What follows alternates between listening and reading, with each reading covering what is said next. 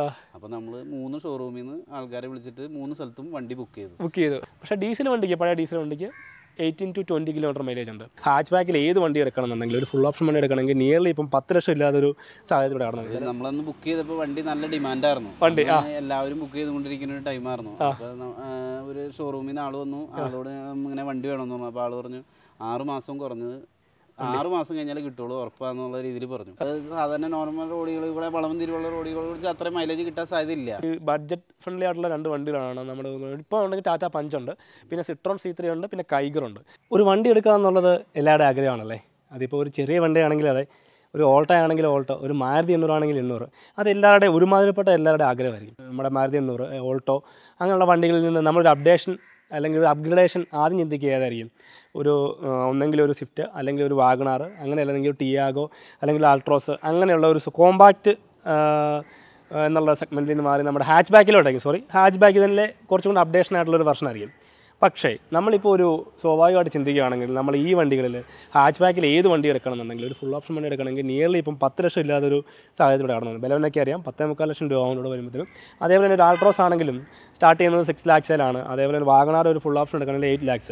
നമ്മൾ ഈ 8 lakhs കൊടുത്താൽ അതിനുള്ള വാല്യൂ ഫോർ മണി ആണെന്ന് ചോദിച്ചാൽ നമുക്കൊരിക്കലും പറയാൻ പറ്റത്തില്ല. അത് ഓരോരുത്തരുടെ പേഴ്സ്പെക്റ്റീവാണ്, കാണുന്ന വണ്ടിയെ നോക്കി കാണുന്ന, അല്ലെങ്കിൽ നമ്മുടെ യൂസേജ് അനുസരിച്ചാണ് ഒരു വണ്ടിയുടെ അല്ലെങ്കിൽ നമ്മുടെ ഒരു വാല്യൂ ഫോർ മണി എന്ന് ചിന്തിക്കുക. എൻ്റെ ഒരു അഭിപ്രായത്തിൽ പറയുവാണെങ്കിൽ നമ്മളൊരു 8 ലക്ഷം രൂപ വെച്ചൊരു ഹാച്ച് ബാക്ക് എടുക്കുന്നതിലും നല്ലത് ദൈവനാണ്. നിസാൻ മാഗ്നൈറ്റ് കോമ്പാക്റ്റ് SUV ആണ് കേട്ടോ.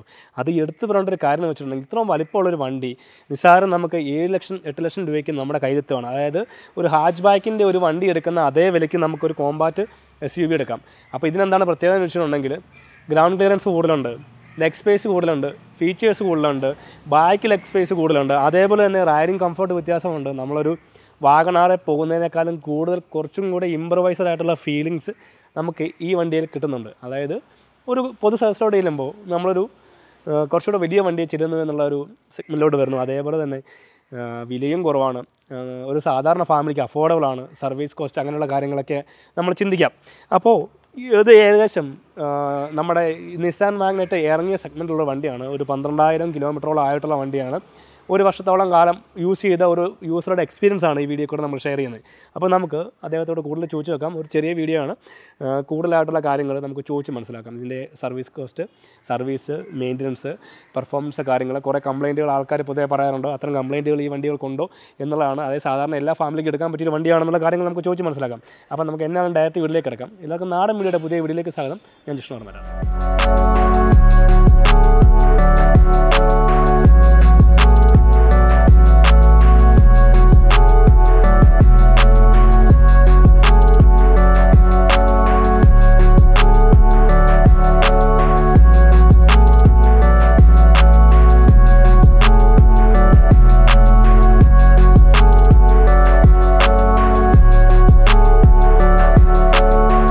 ബഡ്ജറ്റ് സെഗ്മെൻറ്റിൽ വണ്ടി നോക്കുന്നവരുടെ എല്ലാം ഒരു ആദ്യത്തെ പ്രിഫറൻസിൽ വരുന്ന ഒരു വണ്ടിയാണ് ഈ നിസാൻ മാഗ്നൈറ്റ് എന്ന് പറഞ്ഞിട്ടുണ്ട്. അപ്പോൾ ഈ നിസാൻ മാഗ്നൈറ്റിനെ കുറിച്ച് പറയുമ്പോൾ കുറച്ചധികം വിശേഷങ്ങൾ നമുക്ക് പറയാറുണ്ട്. കാര്യം അത് നമുക്ക് നമ്മളോടുള്ള വിജയചേട്ടനോട് തന്നെ ചോദിച്ച് മനസ്സിലാക്കാം. വിജയചേട്ടാ നമസ്കാരം, നമ്മുടെ വീഡിയോയിലേക്ക് സ്വാഗതം. അതായത് നിസാൻ മാഗ്നൈറ്റ് ഒരു സാധാരണ ഒരു ഫാമിലിയിലുള്ള എല്ലാവരുടെയും ആഗ്രഹമായിരിക്കുമല്ലോ കാർ എന്നുള്ളത്. SUV എന്നുള്ളത്. ആദ്യമേ SUV ആയിരുന്നു യൂസ് ചെയ്യേണ്ടത്? ആൾട്ടോ ആയിരുന്നല്ലേ? അത് കഴിഞ്ഞ് കുറഞ്ഞ ബഡ്ജറ്റിലേക്ക് ഒരു SUV-യിലേക്ക് ഉള്ള ഒരു കാൽവയ്പ്പായിരുന്നു നമ്മുടെ മാഗ്നൈറ്റില്ലേ. എനിക്ക് തോന്നുന്നു മാഗ്നൈറ്റ് ആദ്യം എടുക്കുന്ന സമയത്ത് അധികം ഫെമിലിയർ ഇല്ലാത്ത ഒരു വണ്ടി അല്ലേ, അധികം ആൾക്കാർ എടുക്കാത്ത ഒരു വണ്ടി. ബ്രീസാണ് നമ്മൾ ആദ്യം നോക്കിയത്. ഇത് അധികം ആൾക്കാരുടെ കയ്യിലില്ല. ഒരു പുതിയ മോഡൽ എടുക്കാന്ന് വെച്ചാൽ പിന്നെ വിലയും നമ്മളെയും കൊണ്ട് താങ്ങാവുന്ന ഒരു ബഡ്ജറ്റിൽ നിൽക്കുന്ന ഒരു വണ്ടി, ഓപ്ഷൻസും കൂടുതൽ മറ്റു വണ്ടികളെക്കാളും ഓപ്ഷൻസ് കൂടുതൽ. അപ്പോൾ അങ്ങനെ നമ്മൾ മാഗ്നൈറ്റ് എന്നുള്ള ഒരു ലക്ഷ്യത്തിലോട്ട് എത്തിയല്ലേ. ഇപ്പം എടുക്കുന്ന സമയത്ത് എനിക്ക് തോന്നുന്നു എന്നോട് ചോദിച്ചോണ്ട് ഇങ്ങനെ അഭിപ്രായം ചോദിച്ചായിരുന്നു. ഞാൻ പറഞ്ഞു ചോദിച്ചിട്ടാ വണ്ടി ഇറങ്ങിയതേ ഉള്ളൂ, പിന്നെ അപ്പം പറഞ്ഞു ബഡ്ജറ്റ് എന്നുള്ള സാധനം നോക്കുമ്പോൾ അപ്പം പറഞ്ഞു ഞാൻ ഫസ്റ്റ് ഓപ്ഷൻ ബ്രസ്സാണ് പറഞ്ഞാൽ തോന്നുന്നു അല്ലേ, ബ്രസ്സ് ബേസ് വേരിയൻറ്റ് എങ്ങനെയാണ് നോക്കുന്നുണ്ടോ? അപ്പം വിജയം പറഞ്ഞു കുറച്ചുകൂടെ ബഡ്ജറ്റ്. അപ്പം നിസാൻ മാഗ്നൈറ്റ് ഇങ്ങനെ പറഞ്ഞു. ഞാൻ പറഞ്ഞു എനിക്ക് അറിയത്തില്ല, നിസാൻ എന്നുള്ള കമ്പനി ഇപ്പം അന്ന് ആ ട്രെൻഡായി നിൽക്കുന്ന പോളോ നിർത്തിപ്പോയ സമയം കണ്ടല്ലേ. അപ്പം ഇനി എങ്ങാനും അങ്ങനെ നിർത്തി പോകുമെന്നൊന്നും അറിയത്തില്ല എന്നുള്ളൊരു സാഹചര്യമൊക്കെ ഞാൻ വിജയിച്ചതിനോട് പറഞ്ഞു. പക്ഷേ ആ ഏത് കൺസെപ്റ്റ് പറഞ്ഞതെന്ന് പറഞ്ഞാൽ നമുക്കിപ്പം ഇപ്പം അതൊരു എടുത്തുകൊണ്ട് കാര്യം പോളോ നിർത്തി കഴിഞ്ഞപ്പോൾ പോളോ ഡിമാൻഡ് കൂടി അല്ലേ? കമ്പനി നിർത്തി കഴിഞ്ഞപ്പം കമ്പനി അല്ല പോളോ എന്നുള്ള ബ്രാൻഡ് നിർത്തി കഴിഞ്ഞപ്പോൾ വണ്ടി നിർത്തിയപ്പം അതിൻ്റെ ഡിമാൻഡ് കൂടി എന്ന് പറഞ്ഞ പോലെ തന്നെ ഇപ്പോഴും ഈ വണ്ടിക്ക് ഭയങ്കര ഡിമാൻഡാണ്. ആൾക്കാർ നമ്മൾ 10 ലക്ഷത്തി എത്രയായിരുന്നു എടുത്തപ്പോൾ വണ്ടി? 764. 4 ലക്ഷം വെക്കണം. നമ്മളൊരു ഹാച്ച് ബാക്ക് സെഗ്മെന്റ്, ഒരു ആൾട്രോസ് എടുക്കണമെങ്കിൽ അല്ലേ, ഒരു ബലേനോ എടുക്കണമെന്നുണ്ടെങ്കിൽ, ഒരു ടിയാഗോ ഫുൾ ഓപ്ഷൻ എടുക്കണമെങ്കിൽ, വാഗണാർ എടുക്കണമെന്നുണ്ടെങ്കിൽ ആ റേറ്റ് ആവും.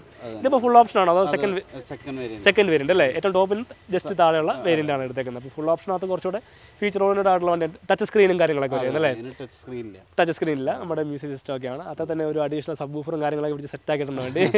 ഇതിപ്പം ഏകദേശം എത്ര കിലോമീറ്ററോളായി വണ്ടി? നമ്മളിപ്പോൾ 12,000 കിലോമീറ്റർ. സെക്കൻഡ് സർവീസ് കഴിഞ്ഞു അല്ലേ? സെക്കൻഡ് സർവീസ് കഴിഞ്ഞു 10,000 കഴിഞ്ഞല്ലേ? ഇപ്പോൾ 1 ലിറ്റർ 900 സംതിങ് എഞ്ചിൻ അല്ലേ? എങ്ങനെയുണ്ട് വണ്ടി ഓവറോൾ ഉപയോഗിച്ചിട്ട്? എങ്ങനെയുണ്ട് വണ്ടി? കുഴപ്പമില്ല. പിന്നെ CC ഇത്തിരി കുറവാന്നുള്ള ഒരു പ്രശ്നം. പെർഫോമൻസ് ഒരു 1000 cc എഞ്ചിനേ ഉള്ളൂ, അങ്ങനെയുള്ളൊരു ഇത് വിഷയം വരും അല്ലേ?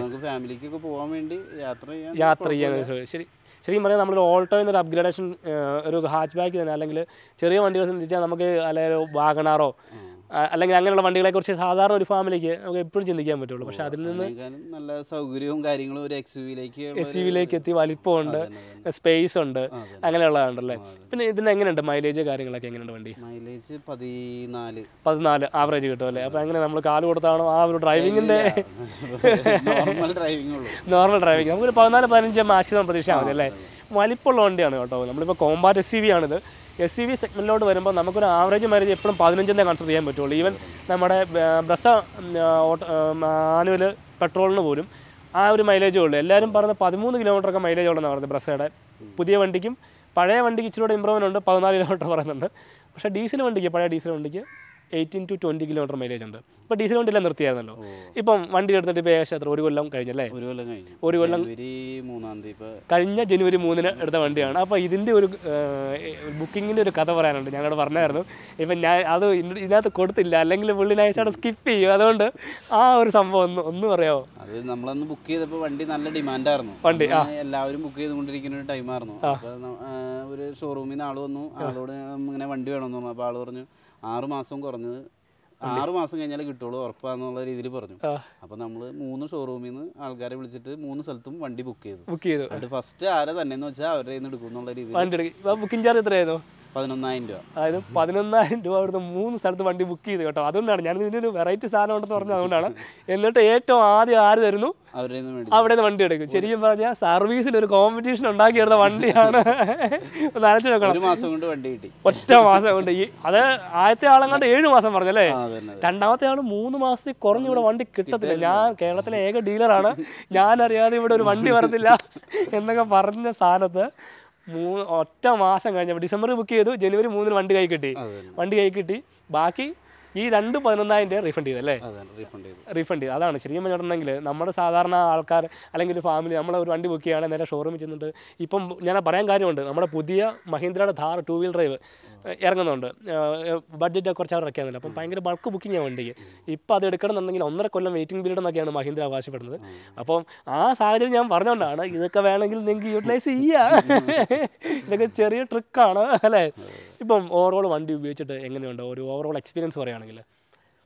ഇത്ര നമുക്ക് വേറെ കംപ്ലൈൻറ്റുകളോ കാര്യങ്ങളോ ചിലവർ ഗിയറിൻ്റെ പ്രശ്നമൊക്കെ വേറെ നിസാൻ ഉണ്ടെന്ന് പറഞ്ഞിട്ടൊക്കെ ഒരു സോഷ്യൽ മീഡിയയിലൊക്കെ വന്നിട്ട് ശരിക്കും പറഞ്ഞാൽ നമുക്ക് ഇന്ന് വരെ ഒരു പ്രശ്നം ഉണ്ടായിട്ടില്ല, വേറെ കംപ്ലൈൻറ്റുകളോ കാര്യങ്ങളോ. ഈവൻ ഒരുമാതിരി 12,000 കിലോമീറ്റർ കിട്ടുന്നെങ്കിൽ ഒരു പീക്ക് മൈലേജ് അറിയാറായി, വണ്ടിയുടെ പെർഫോമൻസ് അറിയാറായി, ഏകദേശം വണ്ടി ഓടി ഒന്ന് സെറ്റായി. അങ്ങനെ ചവിട്ടി പൊളിച്ച് ഓടിച്ച് കഴിഞ്ഞാൽ മൈലേജ് കിട്ടൂല. എങ്ങനെയാണെങ്കിലും കിട്ടുന്നില്ല. നമ്മൾ ലോങ് ഒക്കെ പോയപ്പോഴാണ് ഒരു മൈലേജ് കിട്ടിയാണ്. നമ്മൾ സാധാരണ നോർമൽ റോഡുകളിൽ കൂടെ വളം തിരിവുള്ള റോഡുകളിൽ കുറിച്ച് അത്രയും മൈലേജ് കിട്ടാൻ സാധ്യത 13 കിട്ടാൻ സാധ്യത. നമ്മൾ നോക്കി കഴിഞ്ഞപ്പോൾ അത്രയും കിട്ടി. ഈ ഓട്ടോയിൽ നിന്ന് പെട്ടെന്ന് ഈ മൈലേജ് പറഞ്ഞപ്പോൾ എന്തെങ്കിലും ഫീൽ തോന്നിയോ? അങ്ങനെ മീൻസ് ഇല്ല, അങ്ങനെയില്ല. പക്ഷെ കൂടുതൽ ഒരു അതായത് പണ്ട് ഓട്ടോ കൊണ്ട് ചില സമയത്ത് ഈ വണ്ടി കൊണ്ട് ചെല്ലുമ്പോൾ വേറൊരു വ്യത്യാസം. ആ ശരിയാ, നമ്മുടെ ഒരു ലൈഫ് സ്റ്റൈൽ തന്നെ ചേഞ്ച് ആയി, റൈഡിങ് കംഫോർട്ട് ചേഞ്ച് ആയി, പിന്നെ റൈഡിങ്ങിന് ഒരു ഫീലിംഗ്, ബാക്കി ഒരു യാത്രയുടെ ഒരു അനുഭൂതി എല്ലാം വ്യത്യാസം വന്നു. ലോങ് ഒക്കെ പോകുമ്പോൾ ഒന്നും നോക്കേണ്ട കാര്യമില്ല. ഫാമിലി ആയിട്ട് പോകുമ്പോൾ ഈസി ആയിട്ട് ഡിക്കി ലെഗ് സ്പേസ് ഉണ്ട്, ഡിക്കി സ്പേസ് ഉണ്ട്. ഡിക്കി സ്പേസ് ഞാൻ അപ്പം എന്നോട് പറഞ്ഞു ഡിക്കി തുറക്കരുത്, എന്നെ നാറ്റിക്കരുത്, ഡിക്കിക്കകത്ത് മുഴുവൻ കച്ചറയാണ്, ഡിക്കി നിറച്ച സാധനം കാണുക, ഒരു വലിയ സബ്വൂഫർ ബോക്സ് ആയാലും ചോദിച്ച സാധനങ്ങൾ, എന്നാലും ഞാൻ ആ വീഡിയോ എടുക്കും. ഓക്കെ, അപ്പം വണ്ടി എന്തെങ്കിലും കംപ്ലൈൻറ്റ് വേറെ എന്തെങ്കിലും ഫീൽ ചെയ്തിട്ടുണ്ട് അങ്ങനെ? മീൻസ് ഒരു ഡ്രോബാക്ക് ആയിട്ട് എന്തൊക്കെ തോന്നിയിട്ടുണ്ട്? ഇല്ല, എനിക്ക് അങ്ങനെ തോന്നിയിട്ടില്ല. മീൻസ് ആ പാടെ ഈ ഒരു പെർഫോമൻസ് വലിയ കുറവ് അങ്ങനെ ഒരു മാത്രം ഒരു, പക്ഷേ നമ്മളൊരു 1000cc എഞ്ചിനകത്ത് ഇത്രയും വലിയ വണ്ടിയാണ്, അതുണ്ടാവില്ല, സ്വാഭാവികമായിട്ടും ഉണ്ടാകും. പക്ഷേ കമ്പയർ ടു ഓൾട്ടോ നോക്കുമ്പോൾ അതിനേക്കാളും കുറച്ചുകൂടെ പെർഫോമൻസ് അല്ലേ? പിന്നെ ശരിക്കും പറഞ്ഞാൽ ഈ 1000cc എഞ്ചിനാണ് ഇതിനകത്ത് വരുന്നത്. അപ്പം 1.2 ലിറ്ററൊക്കെ ആകുമ്പോൾ കുറച്ചുകൂടി ഇമ്പ്രൂവൈസ് ആവും, വലിയുടെ കൂടുതൽ വരും. പക്ഷേ നമ്മൾ ഇതിന്റെ തന്നെ ടർബോ ഉണ്ടായി, നമുക്കത് വേണ്ടത്, നമുക്ക് അതിന് ഹൈ റേഞ്ചും കാര്യങ്ങളൊന്നും പോകണല്ലോ. ടർബോ എന്നുള്ള ഒരു വീണ്ടും പ്ലാറ്റ്ഫോമിൽ വരുമ്പോൾ മൈലേജ് വീണ്ടും കുറയും, ഒരു 12 അല്ലേ, 12 മൈലേജ് കുറയും. പെട്രോൾ എഞ്ചിനും കൂടെയാണ്. ടർബോ അടിപൊളിയാണ് കേട്ടോ, ടർബോ വണ്ടി കിടിലൻ പവറാണ്. ഞാൻ കുറച്ചുകൂടി സജസ്റ്റ് ചെയ്യുകയാണെങ്കിൽ ടർബോ വണ്ടി ചൂസ് ചെയ്യും. എനിക്ക് ഡീസൽ വേരിയൻ്റ് ഉണ്ടോ ഇതിന്? ഇല്ലല്ലോ, ഡീസൽ വേരിയൻ്റ് ഇല്ല, പെട്രോൾ മാത്രമല്ലേ ഉള്ളൂ. ഡീസൽ വേരിയൻ്റ് ഉണ്ടെങ്കിൽ ഞാൻ കൂടുതൽ സജസ്റ്റ് ചെയ്യുന്നത് ഡീസൽ വേരിയൻ്റ് ഉള്ളൂ. ഇനിയിപ്പം മുന്നോട്ട് ഈ മാർച്ചോട് 2023 മാർച്ച് വരെയാണ് നമ്മുടെ സെൻട്രൽ ഗവൺമെൻറ് നമ്മുടെ BS6 എമിഷൻ്റെ ഒരു എന്നാ പറയുക ഒരു കൺട്രോളിങ് കൊടുത്തേക്കുന്നത്. അതിന് മുമ്പ് കംപ്ലീറ്റ് എല്ലാ കമ്പനികളും ആ റൂള് ഫോളോ അപ്പ് ചെയ്യണം എന്നാണ് പറഞ്ഞേക്കുന്നത്. അപ്പോൾ അറിയാം ഡീസൽ വണ്ടികൾക്ക് BS6 എമിഷൻസ് പ്രോഗ്രാം സപ്പോർട്ട് ചെയ്യാൻ വളരെ പാടുപെടുന്നുണ്ട്. അതുകൊണ്ട് തന്നെ ഞാൻ എല്ലാ വീഡിയോയിലും പറഞ്ഞ പോലെ തന്നെ BS6 വണ്ടികൾ കുറഞ്ഞുകൊണ്ടിരിക്കുന്നു. ഇപ്പോൾ ഏകപ്പാടെ ടാറ്റയ്ക്കും മഹീന്ദ്രയ്ക്കുമാണ് ഏറ്റവും കൂടുതൽ ഡീസൽ വണ്ടികളുള്ളത്. ബാക്കി എല്ലാവരും കുറച്ച് വരുന്നു, ഹ്യുണ്ടായി വരെ കുറച്ച് വരുന്നു, ഈവൻ i20 ഡീസൽ നിർത്തി. അപ്പം ഒരുമാതിരിപ്പെട്ട ഡീസൽ വണ്ടികളിലൊന്നും മുന്നോട്ട് കാണത്തില്ല. ഇപ്പം നിങ്ങൾ ഡീസൽ വണ്ടി ഏതെടുക്കുന്നോ അത് നിങ്ങൾക്ക് ലാഭകരമായിരിക്കും. 2 കൊല്ലം കഴിഞ്ഞാൽ ഇപ്പോൾ എടുക്കുന്ന വില കിട്ടുമെന്ന് ഞാൻ ഡാം ഷുവർ നിങ്ങൾക്ക് തരാം. ഓക്കെ, അപ്പോൾ അതുപോലെ ഇപ്പം നമ്മൾ ഈ വണ്ടി നിസാൻ എന്നുള്ള പ്ലാറ്റ്ഫോം ഞാനും ഒന്നൊരു സംശയം പ്രകടിപ്പിച്ചായിരുന്നു, നിസാൻ എന്നുള്ള കമ്പനിയുടെ അല്ലേ. ഞാൻ ജിഷ്ണു വിളിച്ച് പറഞ്ഞു വേറെ കുഴപ്പമൊന്നുമില്ല ചേട്ടാ, വണ്ടി ഇറങ്ങിയിട്ട് അതിന്റെ ഒരു ഫീഡ്ബാക്ക് അറിയാറായിട്ടില്ല, പിന്നെ ഇത് നിർത്തി പോകുന്നുള്ളൊരു സംശയം ഉണ്ടെന്ന് പറഞ്ഞു. പക്ഷേ ഇപ്പോഴത്തെ പോക്കനുസരിച്ച് ഒരിക്കലും സാധ്യത കുറവാണ്. ഇഷ്ടംപോലെ വണ്ടികളാണ് കേട്ടോ. ഞാൻ എനിക്ക് തോന്നുന്നത് കൈഗറിനേക്കാളും കൂടുതൽ ഏറ്റവും കൂടുതൽ ഇറങ്ങുന്നത് ഈ ബഡ്ജറ്റ് ഫ്രണ്ട്ലി ആയിട്ടുള്ള 2 വണ്ടികളാണ് നമ്മൾ. ഇപ്പോൾ ഉണ്ടെങ്കിൽ ടാറ്റ പഞ്ച് ഉണ്ട്, പിന്നെ സിട്രോൺ C3 ഉണ്ട്, പിന്നെ കൈഗറുണ്ട്. ഈ ഇതിനേക്കാളും കൂടുതൽ എനിക്ക് തോന്നുന്നു റോഡ് നിരത്തുകളിൽ കാണുന്നത് ഒന്നാമത്തെ കാര്യം ലുക്കാണ്. ലുക്ക് ബാക്കിയുള്ള വണ്ടികളെക്കാളും അടിപൊളി ലുക്കാണ്. DRL ലുക്കും കാര്യങ്ങളും പിന്നെ കുറച്ചുകൂടെ ഇടയും സ്പേസും കാര്യങ്ങളെല്ലാം ഇതിന് കുറച്ച് കൂടുതലുണ്ട് എന്നുള്ള ഒരു പ്രത്യേകത ഉണ്ടല്ലേ. ഇപ്പം സർവീസ് ആണെങ്കിൽ നമുക്ക് സർവീസ് കോസ്റ്റ് ഒക്കെ എത്ര വരുന്നുണ്ട്? സർവീസ് കോസ്റ്റ് ഇപ്പോൾ കഴിഞ്ഞ പ്രാവശ്യം 10,000 അല്ലേ. അപ്പം 2 സർവീസിലേ ആയിരുന്നുള്ളൂ, 5,000 വരെയല്ലേ ഫ്രീ സർവീസ് ഉള്ളൂ? അല്ല, 2000 ഒരു സർവീസ്, പിന്നെ 10,000 2000 കഴിഞ്ഞിട്ട് 10,000 അല്ലേ. 10,000 ഫ്രീ സർവീസ് ആയിരുന്നു, പിന്നെ കുറച്ച് കാര്യങ്ങളൊക്കെ ചെയ്ത കാരണം ഒരു 3,000 രൂപ ആളാണ്. ആദ്യത്തെ 2 സർവീസിന് കോസ്റ്റ് ഇല്ലായിരുന്നു, ഇല്ല ഫ്രീ ഓഫ് കോസ്റ്റ് ആയിരുന്നു അല്ലേ. അപ്പോൾ വണ്ടി കംപ്ലീറ്റ് എടുത്തിട്ട് ഒരു വേറെ എന്തെങ്കിലും ഞാൻ പറയട്ടെ, ഇപ്പം സ്വാഭാവികമായിട്ടും ആൾക്കാർ പൊതുവെ പറഞ്ഞു, ഞാൻ ഗിയറിൻ്റെ പ്രശ്നം പറയുന്നുണ്ട്, ചില ആൾക്കാർ ഇങ്ങനെ പറഞ്ഞു കേട്ടിട്ടുണ്ട്. അതേപോലെ തന്നെ പവർ ലാഗും ഈ പറഞ്ഞ ഈ 2 പ്രശ്നങ്ങളാണ് മോസ്റ്റ് ഓഫ് ഓൾ വരുന്നത്. പിന്നെ മൈലേജ് ചിലർക്ക് 10 താഴെ കിട്ടുന്നുണ്ടെന്ന് പറയുന്നുണ്ട്. ആ ഒരു സാഹചര്യത്തിലോട്ട് പോയിട്ടുണ്ടോ? ഇല്ല 10 താഴെ ഒരിക്കലും കിട്ടിയിട്ടില്ല. എപ്പോഴും നമുക്കൊരു 12-13 നമ്മളിത് എപ്പോഴും ഞാൻ ഫുൾ ടാങ്ക് അടിക്കുന്നത്, ഫുൾ ടാങ്ക് അടിച്ച് ചെക്ക് ചെയ്യണ സംഭവമാണ്. അപ്പോൾ മൈലേജ് അറിയാം. അതൊരു പ്രധാന കാര്യമാണ് കേട്ടോ. നമുക്ക് എപ്പോഴും കറക്റ്റ് ആക്യുറേറ്റ് മൈലേജ് കിട്ടണമെങ്കിൽ ഫുൾ ടാങ്ക് മെയിൻറ്റെയിൻ ചെയ്യണം. പക്ഷേ നമുക്ക് എപ്പോഴും ഫോളോ അപ്പ് ചെയ്യാൻ പറ്റാറില്ല എല്ലാവരെ കൊണ്ടും അല്ലേ. പക്ഷേ ലാഭകരമായിട്ടുള്ള ഏറ്റവും നല്ലൊരു പരിപാടിയാണ് നമ്മൾ ഫുൾ ടാങ്ക് അടിച്ചിട്ടുണ്ടെങ്കിൽ ഈവൻ മൈലേജ് ചെക്ക് ചെയ്യാം, ഫ്യൂവലിൻ്റെ പ്രഷർ കറക്റ്റായിട്ട് മെയിൻറ്റെയിൻ ചെയ്യും. അതേപോലെ തന്നെ ഈ പറഞ്ഞ പെട്രോൾ പമ്പിൽ ഉടായ്പകളൊന്നും നടക്കുകയില്ല എന്നുള്ള അത് വാസ്തവം ഉണ്ടോ എന്ന് അറിയത്തില്ല നമുക്ക് കേട്ടോ. പെട്രോൾ പമ്പുകളിൽ ഇങ്ങനെ 100-200 അടിച്ചിട്ടുണ്ടെങ്കിൽ ഒക്കെ സെറ്റ് ചെയ്തേക്കുന്നതൊക്കെ പറഞ്ഞേക്കാം. പക്ഷേ ഫുൾ ടാങ്ക് അടിക്കാം. പക്ഷേ അത് എല്ലാവർക്കും കൊണ്ട് പോസിബിൾ അല്ല. ഈവൻ ഒരു 1000-നോ അല്ലെങ്കിൽ 2000-നോ മണ്ടയിലോട്ട് ഒരു എമൗണ്ട് ആയിട്ട് അടിക്കുകയാണെങ്കിൽ ബെനിഫിഷ്യൽ ആയിരിക്കും അല്ലേ. അപ്പോൾ ഓവറോൾ വണ്ടി എടുത്തിട്ട് സാറ്റിസ്ഫൈഡ് ആണ്, വേറെ കേസോ കാര്യങ്ങളോ ഒന്നുമില്ല. ഇപ്പം നമ്മൾ ഈ വണ്ടി എടുത്തിട്ട് ഇനി സജസ്റ്റ് ചെയ്യുകയാണെങ്കിൽ എന്തൊക്കെ ഇതാണ് പറയുക, ഇപ്പോൾ ടർബോ എടുക്കണമെന്നാണോ അതോ ഈ വണ്ടി തന്നെ എടുത്താൽ മതി എന്നാണോ? അല്ല, ഈ വണ്ടി 2 കാര്യം പറയുന്നത്, ഒന്ന് മറ്റേ പവറിന്റെ കേസ്, CC കുറവാണ്, അതും പിന്നെ മൈലേജും. പിന്നെ ഈവൻ നമ്മൾ SUV എടുത്തിട്ട് അധികം മൈലേജ് കോൺസെൻട്രേറ്റ് ചെയ്യാൻ ഒരിക്കലും പറ്റത്തില്ല. ഇപ്പോൾ ഏത് വണ്ടി എടുത്തെന്ന് പറഞ്ഞാലും നമുക്ക് ഈ മൈലേജ് ഒക്കെ കിട്ടത്തുള്ളൂ, 15 മാക്സിമം 15 മൈലേജ് കിട്ടത്തുള്ളൂ. അപ്പോൾ ഇപ്പം ഞാൻ പറഞ്ഞില്ല, ഇപ്പം ബിജു ചേട്ടൻ്റെ അഭിപ്രായത്തിൽ ഏതൊരു യൂസേഴ്സിന് പറ്റിയ വണ്ടികളാണ്? മീൻസ് നമ്മൾ സാധാരണ ഒരു മിഡിൽ ക്ലാസ് ഫാമിലിക്ക് എന്തുകൊണ്ടും പറ്റിയ വണ്ടിയാണല്ലേ. ലോങ് റേഞ്ച് ഒക്കെ പോയി നോക്കിയായിരുന്നോ?